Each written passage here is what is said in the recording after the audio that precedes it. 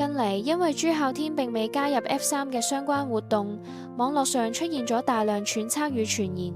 唔少網友更對佢作出各種評價同指責，相關討論持續發酵。面對外界嘅質疑同輿論壓力，朱孝天近日親自發文作出回應同說明。朱孝天表示，自今年9月 F4 合體相關話題出現之後，佢長期遭受網絡暴力同惡意私信攻擊，精神同情緒承受咗極大壓力。事件唔單止嚴重影響咗佢嘅工作節奏，亦都無端波及家人嘅平靜生活，令佢身心俱疲。喺持續嘅情緒衝擊下，朱孝天坦言，自己曾喺私下溝通中發表咗唔夠妥當嘅言論，相關內容其後被放大解讀，引發不必要嘅揣測，亦客觀上佔用咗公共資源。對此，佢向公眾表達咗誠懇嘅歉意。事件進一步發酵後，朱孝天表示自己已深刻反省過往言行，認為喺面對紛擾時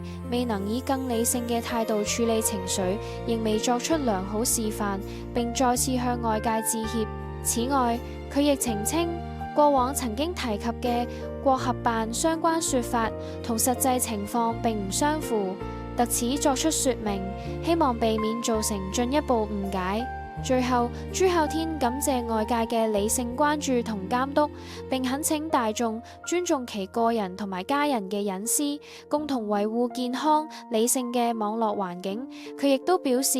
未來將更加謹言慎行。